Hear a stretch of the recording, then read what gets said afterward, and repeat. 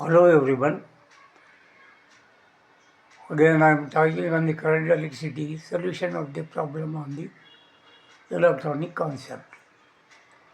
The PD of 100 volts across a copper wire of 1 meter is applied. Calculate drift velocity and compare it with the thermal velocity of 27 degree centigrade. Take one conducting electron per atom. Then current density is 9 into 10 to the power of 3 ampere per meter. Weight of the electron is 63.5 gram.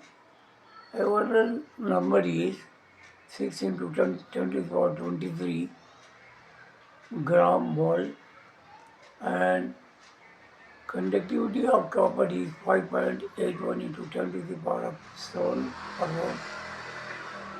Boltzmann constant, which is used for calculating the thermal velocity, is 1.38 into 10 to the power of minus 27 degree Kelvin per degree Kelvin, and E is 1.61 into 10 to the power of minus 19, both are standard. Then number of electrons N can be calculated by taking the ratio of number of atoms divided by weight of atom into density. Substitute their corresponding values and solve it for the value of 8.5 into 10 to the power 28 per meter cube. Then we know that electric field intensity E equal to V by L, then 100 by 1, that is volt per meter.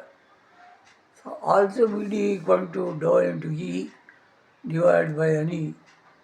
Dou is the conductivity of the current, 5.8 into 10 to the power of 7 divided by N. You can add its value. N is calculated already, which is 8.5 into 10 to the power of 28 and 1.6 into 10 to the power of minus 19, the value of E. If it is simplified, 0.43 meter per second you will get. That is what drift velocity.